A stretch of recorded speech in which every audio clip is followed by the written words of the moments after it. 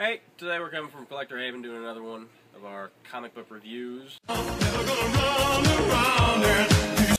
Today we are reviewing Animal Man Annual number 1. Came out for the new DCNU.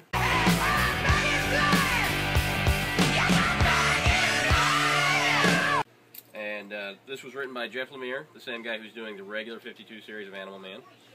And colored, if you can get Timothy Green II. But the cover was done by Travel Foreman. Amazing artists. Both of them are really good. Animal Man, the Annual number 1, is actually dealing with not Buddy Baker. Buddy Baker's not actually in it, except for like in 3 panels. And this focuses more on Maxine, his daughter, and the cat totem from the Red that went along with them. So if you're reading Animal Man, you'll know that Buddy Baker and his family have split off. Animal Man's doing his own thing, and his family is trying to get away from his own thing.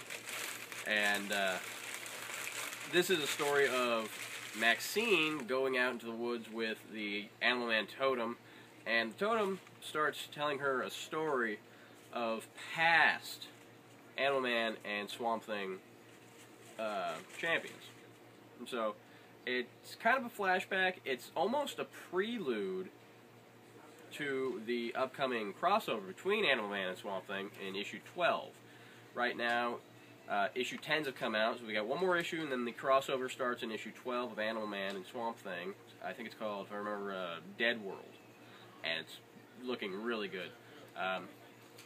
This cover, a lot of people thought this is what the new Swamp Thing was going to look like, because the Annual was coming out around the same time that the new Swamp Thing was actually revealed. And so, when you read this, you realize that actually, this isn't Swamp Thing, the new Swamp Thing anyway. This is not Alec Holland, and this is not Buddy Baker. These are both previous Animal Man and Swamp Thing totems. So, when you're in the book, it's obviously it's an annual, so it's 48 pages longer. It's $4.99, and it's basically just giving you a background of both the Red, the Green, and even the Rot to some degree, where it says that to have one, you have to have the other, and vice versa. So, you know, the Green needs the Rot needs the Red needs the Green. It's, you know, a circle of life kind of thing.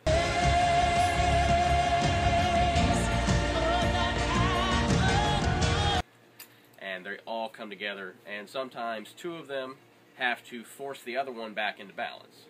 So right now, obviously, with the whole storyline, the Rot has grown greedy, and the Red and the Green are combining forces to fight off the Rot. So, you can't destroy the Rot, it can only fight back and balance it out. And this annual actually gives it a good... The reason this annual is actually really good, even an Animal Man annual, it gives a really good review of Swamp Thing, because Jeff Lemire is actually working really closely with Scott Snyder, the writer for Swamp Thing in the new 52. And they're actually good buddies in the comic book industry, and so they're talking all the time, and they're working close together, especially on Dead World, obviously, for the crossover. And so this annual works very well as a Swamp Thing or an Animal Man, and it goes both ways, and it works very well. It came out, what is this? It's now July. I know we've been gone a while. We're going to start doing it more often. Don't blame me. Excuse me, princess. It's a couple months old now, so teaser, spoiler, sorry. If you haven't seen it, you need to get it. The graphic novel for Animal Man's actually come out now. You can go grab that. It's got like the first 6 or 7 issues in it. It's called The Hunt.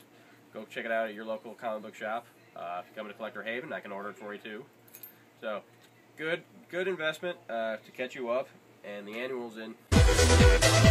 Now, as far as I can tell, Swamp Thing's not going to have an annual so far that I can see. But they just did issue 10 of Animal Man and of Swamp Thing. Comes out the first week of every month. So, coming up is going to be issue 11.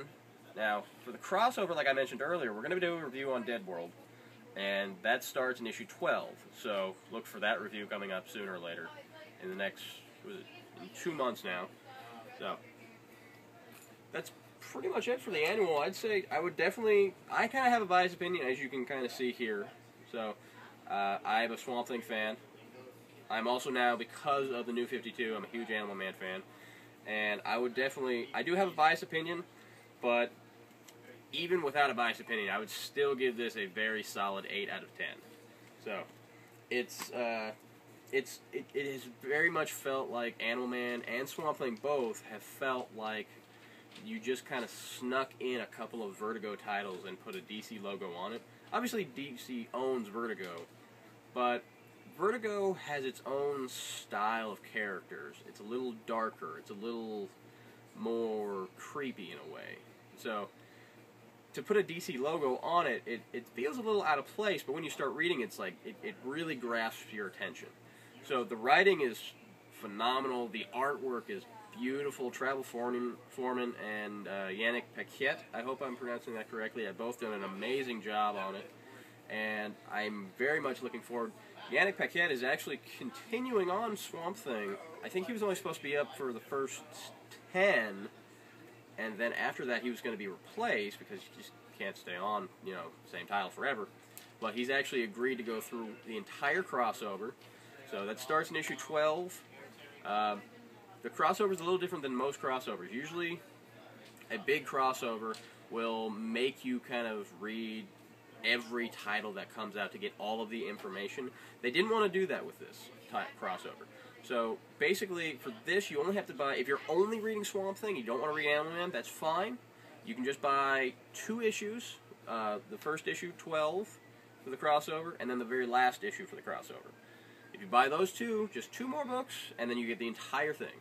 And same thing with Animal Man. You just buy issue 12 of Swamp Thing, and the last issue of Swamp Thing, I can't remember now, but I want to say issue 16. I could be wrong, don't quote me on that.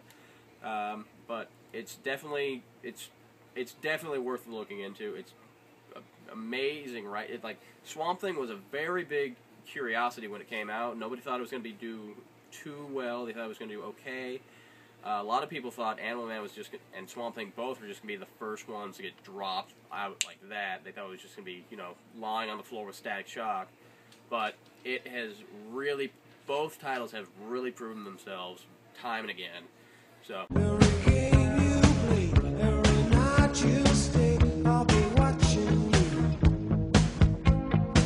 if you're not reading them, I suggest you get the graphic novels. You can catch up really quick. You wouldn't be that far behind. It's 6 or 7 issues in each volume, so you'd be able to get caught up, and then you'd only have to get a few back issues, but it's definitely worth the investment. So, like I said, this is Animal Man, Annual number 1. That was our review for today, and look forward to our upcoming Dead World crossover with Animal Man and Swamp Thing coming up in a couple of months, so look forward to that, and we'll see you next time.